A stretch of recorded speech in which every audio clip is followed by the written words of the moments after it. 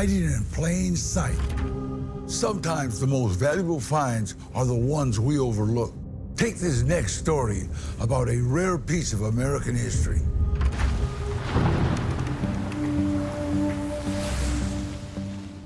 March 1962. 56-year-old George Walton is driving in heavy rain in North Carolina.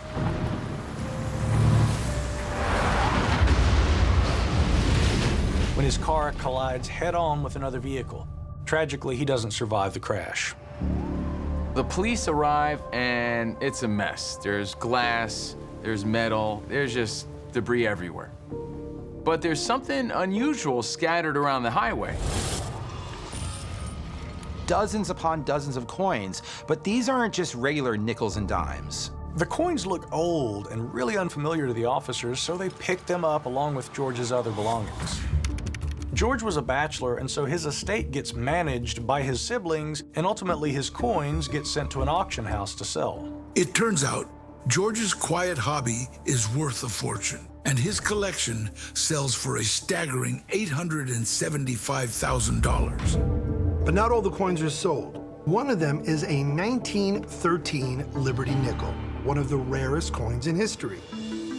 This 5-cent piece is engraved with a likeness of Libertas, also known as the goddess of liberty, whose image originates from ancient Roman coins.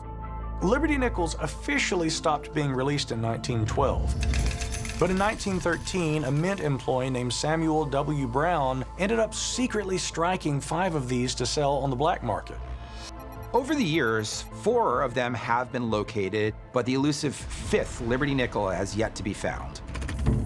The nickel has all the markings of a historic discovery until experts take a closer look. Unfortunately, the coin is determined to be a fake. George's siblings take the forgery, put it in a closet, and forget about it. Dismissed and forgotten, the nickel stays buried for decades, until a 2003 coin convention in Baltimore puts it back in the spotlight. The main attraction is that this coin convention is featuring the 1913 Liberty nickel. The organizers of the show put out a call to the public, hoping that someone might come forward with the final coin. And that's when George's family starts to wonder, should they give the fake coin one last look?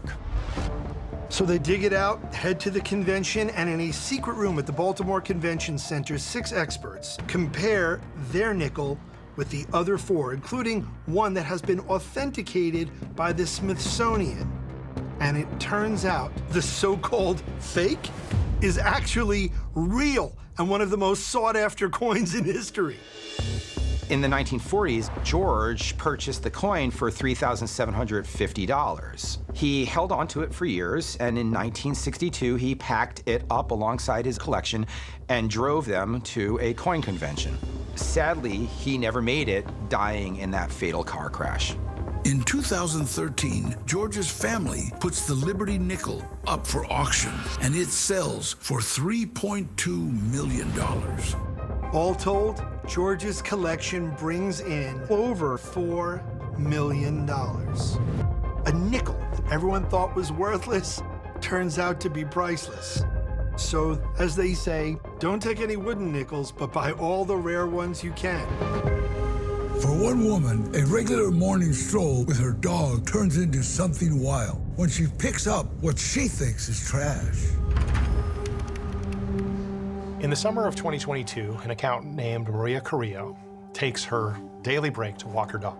She steps out the back door of her Anaheim office and into the alley behind. Now, normally this alley is sort of full of squatters, and she also uses the opportunity while walking the dogs to straighten up and take care of any of the trash that they might have left behind. As she stops to clean up after her dog, she spots something on the ground. It's a crumpled up McDonald's bag, something that she's seen a number of times before and just thrown away. She picks it up to take it to the nearest trash can, but she realizes something's off. This bag is much heavier than it should be. Curious, she uncrumples the bag and looks inside. This is no leftover Big Mac. There, besides some ketchup packets and leftover French fries, is something that's gold. Maria pulls it out, and she reads it, and she can't believe her eyes. Etched into the side, it says, Games of the 32nd Olympiad, Tokyo 2020. A real deal, authentic Olympic gold medal.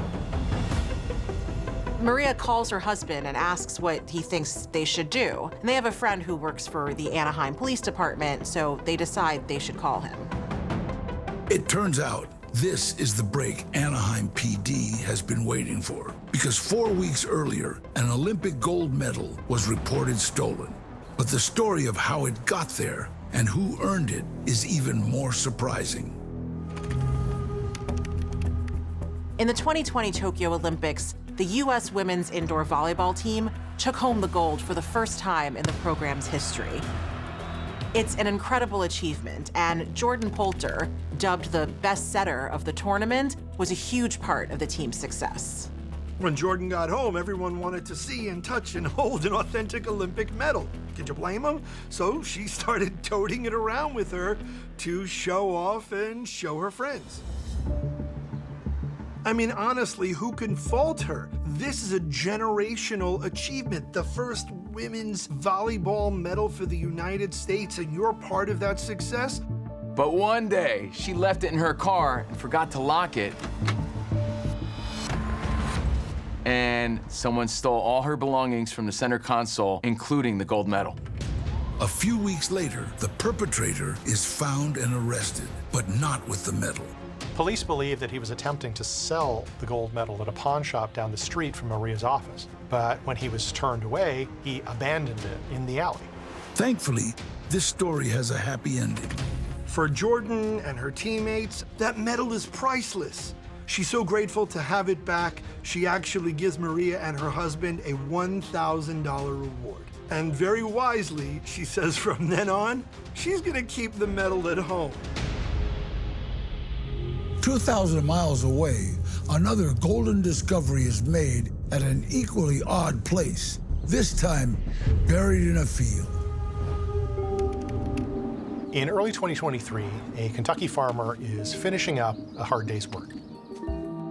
As he walks back to his truck, he looks out across the dirt, as he's done countless times before.